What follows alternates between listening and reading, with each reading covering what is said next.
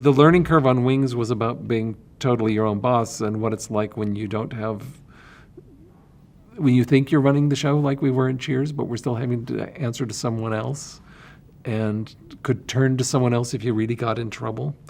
Wings taught me what to do when there's no one else to turn to. When you're responsible, when the buck stops with you, as Harry Truman said. Which is just to figure out a way. Yeah, you figure out a way. You figure out a way. And plus, at that point, all the network notes were coming to us. All the, fighting over, casting decisions and what they need for sweeps, and we want to do it. No, we don't want to do it. But you have to do it. Well, we're going to put our foot down. All those. That was really learning to deal with the network in that show.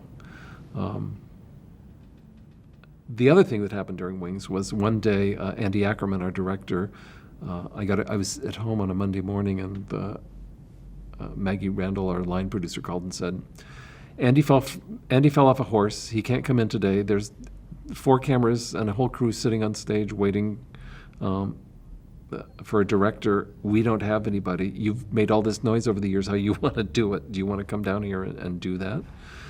And I'm very glad I did. I went, okay. And I walked onto the set. And you have to understand, I'd been trained as a theater director, so I knew how to handle the actor's part.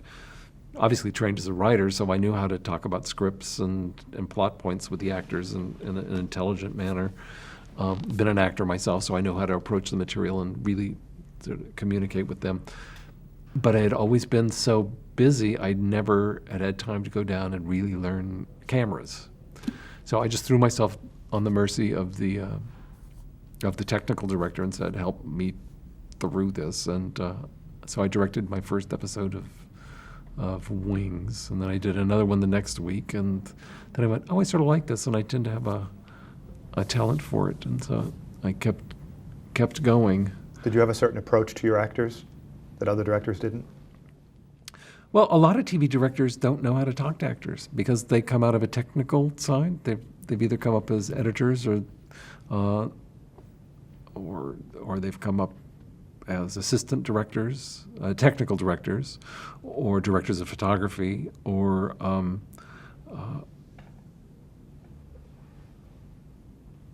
and so I found it very useful that I had been an actor, so I could talk to them on those terms.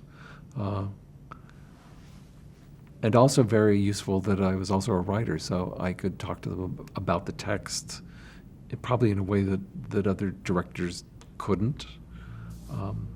So it really served me well because I